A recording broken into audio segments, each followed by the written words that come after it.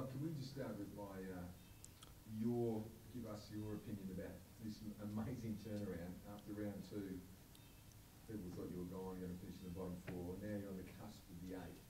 Can you put your finger on exactly what happened in these couple of weeks? Not really. It's not one single thing, I don't think. I think, yeah, things are always, after that second week, got blown out of proportion a bit, and probably a bit the same, where we've still got a lot of improvement left in this squad, and our first half showed that on the weekend. We weren't playing very good footy, so we're only at round 7. There's a long way to go. So I think there's a lot of factors that come into it. We've played a lot better footy than the first 2 weeks, but still a long way to go. Was part of it your form as well, given because you had a slow start and you came in sort of a bit underdone or whatever in pre-season, and now even though you've been carrying injury, you're sort of playing well? Nah, it's definitely not my doing, that's for sure. But I think as a whole, we've just improved as a group. We've got a young group that's come in and they're still learning, and some of the younger guys have really stepped up as well, along with our senior blokes, David and Nathan as well. And Aaron's played exceptionally well the whole season, so I don't think it's appropriate to say that it's my doing at all. And Taberner, do you think he's turned the corner now? He's a bona fide AFL player. Does it feel like that? Well, that's one game that he's come in. He's played waffle for the first 6 or 7 weeks, and he came in and performed really strongly. But for Matt, it's about backing that up over a few weeks before we talk like that. But he's just shown since the start of the pre-season how much he's improved, because he came in, he got some feedback, and I think 6, 7 weeks in the waffle, we probably wouldn't have expected that at the start of the year. But to his credit, he worked extremely hard and fought his way back into the side and delivered on the weekend. So hopefully that continues. 100 games, Lachie. What does it mean to you to play 100 games here at Freo? Yeah, it means a lot. I touched on it after the game. I had a interview after the game and touched on the chance that Freo gave me.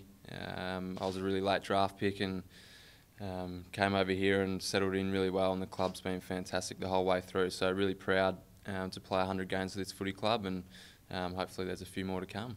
I know last year there was a bit of noise about your contract situation. Was there ever any serious thought about leaving here Freo to go back to Adelaide or something like that? Nah, definitely not for me. I wanted to stay at Freo. It's just a bit of a process to get that all done, and thankfully that was all resolved. So yeah, never an inkling to leave. We've seen that with Nat a bit this year as well. There's been a lot of noise. Is it sometimes mystifying for yourself as a player when you hear these rumours about you going, elsewhere, and they're not true? Do you sit there and sort of scratch your head and think, where is this sort of stuff coming from? Sometimes, but it's a part of the business as well. I know that there's a lot of rumours and things that get thrown around, and there was a case for me last year, and Nat's going through a bit of the same this year. So for me, I understand his position and what he's going through, and to his credit, he's held himself in really high regard, so he's done really well. Lachie, I think you were late in the 50s in terms of draft. Take us back to the draft day. Did you ever doubt yourself that you were going to get picked up at all? Yeah, definitely. Heading into the day, I wasn't sure at all, and my management was quietly confident that I'd sort of get picked up pretty late or in the rookie draft or something. So, but you never really know when you hear stories about guys that get told they're going to get picked up and miss out. So it was a really nervous day, but one of the most exciting days of my life as well. You say there was self-doubt. What was the self-doubt coming from within? Where did you think that maybe a couple of flaws are the reasons why you weren't going to get picked up? Too slow. That's probably the main one. For my size, you see most guys that are my size in the AFL are pretty quick, and I don't have that lightning pace. So that was probably the main attribute I was missing. And the word was around that I wasn't the quickest bloke going around. So that was probably the main one. Have you been able to improve your sort of speed, so to speak, in the years that you've got here at the club? Part of it, probably more just using my legs a little bit more. I think my first sort of 10 metres is reasonable, but then most blokes can mow me down after that. So got to get rid of the ball after the first 10. How have you evolved? I mean, this day and age, the midfielders we all talk about, the Nat Fyfe, the Patrick Cripps, even Dave Money, that tall. As you say, you're not the tallest, blessed with height. What have you been able to do to make sure that you're still an elite midfielder? I think probably my main attribute from even a younger age was my hands and my clean hands. So if you fumble, you lose that sort of split second to make a decision. So not fumbling and being able to make really quick decisions with my hands is probably what's held me reasonable stead at AFL level. Goal kicking midfielders, their absolute goal anywhere in the AFL, but you've been able to do it a bit more this year as well. Is that something that you pride yourself on as well? Yeah, definitely. I think at the start of the year I had a press conference and said I wanted to kick a couple more goals. I wanted to do a little bit more damage with the ball, and I think I've been able to do that a bit more this year. But like I said before, it's early in the year, so hopefully that trend continues. You started back in centre square on the weekend. I know you started a bit off the bench. Was that an indication that physically you're fine there? You are? No, that was just part of Ross's rotations, I think. All throughout my career, I've spent a lot of time starting on the bench and working my way into the game. So it just worked out. I was lucky enough to start on the field this week. Are you getting any help with your knees? I mean, a couple of times we've seen at training you haven't been in full training. Do you need injections or anything to get yourself through over the last couple of weeks? I've had a couple of injections, yeah, but it's pulled up really well after this week, so hopefully I'm in the clear now. What about Brad Hill's performance in particular on the way? He's probably the recruit of the year, isn't he, aside from maybe a Tom Mitchell at Hawthorn, that'd be a couple of the ones, but his performance in particular on the weekend? Yeah, he was exceptional. Just his ability to run all day, it's something that he's brought to the club, and we haven't seen too many like that with his speed as well. So it's fantastic for us to have him on the list, and on the weekend he really delivered. He was fantastic. Not to give away a game plan, but several times it just seemed that out of the middle you went backwards, and then straight away all the midfielders went back to that wing. It must be a huge advantage knowing that if you kick it out there and he's got the speed, he'll take the footy for you.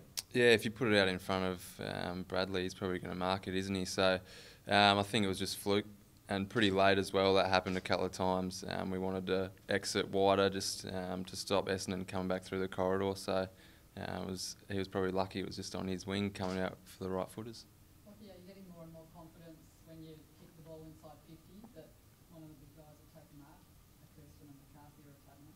Yeah, I think all three on the weekend played really well and competed in the air, brought down quite a few marks, and gave our smalls really good opportunities on the weekend. So it's the first game I think all three of them have played together, maybe apart from one of the pre-season games. But so they'll still build that chemistry and gel together as the year goes on. And I think Shane and Cam have really come into the club, and the first 5 or 6 weeks they were really good, and Tabs has come in and played really well on the weekend. But as I said before, it's 1 week, and hopefully he can keep it going. What do you make of the prospect of Richmond this weekend? What was that, sorry? What do you make of the prospect of Richmond? Yeah, they've been going really well, haven't they? They're up in the top 4, playing some pretty good footy, and they've got a really damaging midfield and forward line that's playing really well. So they've got one of the best defenders in Alex Rance, who will have to quell to kick a winning score. So it's going to be an interesting battle, but one that we really look forward to. Is it fair to say you've got to play a fair bit better than the last 3 weeks or so? I think from the weekend, definitely if we play like we did in the first half, it's going to put us under massive pressure. But I think our second half performance, if we can bring that, move the ball the way we want to, and compete fierce in the contest, then we'll give ourselves every chance. There's been a bit of a trend of falling behind by quite a bit early on, and then you guys fighting back. Can you put your finger on why that was happening? Not really, no, because there's been games where we've started well as well. It hasn't been every game we've fallen behind, but it's something that we do need to fix. We can't keep falling behind like that and coming back, so it'll be an emphasis for us to start really strongly this week. Fitness-wise, given you have been able to overrun quite a few teams, do you feel like you've got a bit of an edge there, that if you can stay within touch, you'll have the edge in the final quarter? We'd rather be in front at half-time for sure, but I think we have full confidence in the fitness staff, what they were able to deliver the program over the pre-season to hold us in really good stead to run out 4 quarters, but it's not something that we talk about. How do you handle Dusty as a midfield group, and obviously when he goes forward as well, he's really damaging? Yeah, definitely. He's a great player, one of the best in the comp, so we're going to have to be switched on there. I'm not too sure what the coaching staff will have planned for Dusty, but we'll find out later in the week. Kind of Blakely's done some tagging roles. Is he big enough and strong enough to go with Dusty, do you reckon? Is anyone? Maybe not. No, Connor's he's done really well on some pretty damaging midfielders, and on the weekend again, Merritt was getting away from us, and Connor went to him and basically cut out his influence of the game and did really well. So that might be an option, but yeah, leave that to Ross to sort out. Lachie, Go, mate. the Tigers have added obviously Josh Caddy and also Dion Presser to the midfield. It looks as though they've got a bit of a harder edge this year in there. Do you see it that way as well? Yeah, I think so. They're two really good players, along with Cochin and Martin going through there as well, and they're competing really fiercely and against some of the best midfields in the comp so far. They're up there, so it's going to be a tough challenge for us. Got a good record at the MCG, and the team up the road don't have a great record at the MCG. Do you think it's just a mental side of the game that teams have to overcome when you go to the MCG, or is the ground size an issue? Yes, I'm not really too sure. I think mentally you've got to be switched on every week. You can see that within the competition this year. I think I read somewhere that every team below beat the team above them this week. It was the first time it's happened, so it just shows how even the competition is. I think it's a little bit mental, but probably not the ground. Eagles might have been off 5% that day or something, and that's enough to change the result. Does that give you confidence then, knowing that you have won there and beaten Richmond, I think, the last 2 times on the ground as well? Yeah, we know we can win there, and we know we can play the ground, so we go there with full confidence that we can get the job done. Do you reckon Daniel Pearce, or would you like to see Daniel Pearce come into the team and add to that midfield after strong performance in the Waffle? It's a tough question, Barrett. He hasn't played in a few weeks. I think that was his first game in a while, and we know what a professional Daniel is and what he brings to the side. So if Ross sees that fit for him to come in, then welcome him back in the side because he's a great player. Becky, just on the knee, mate, was that related at all to last year, the niggle that you had? No, it was the other knee. Yeah. Back to Blakely, he didn't start in the tagging role early in the game on the weekend, but then, as you said, Merritt was getting out of control.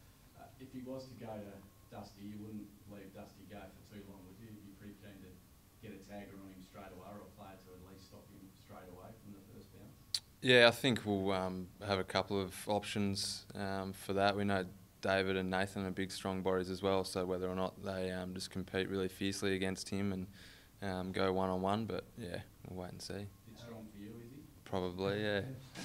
How's Stephen Hill tracking? Is he back training? Any chance for this week? I think he's back running, and I think I spoke to him probably end of last week, and he said he's got a few KPIs to tick off before he plays. So I'm not too sure of the time frame, but hopefully within the next couple of weeks.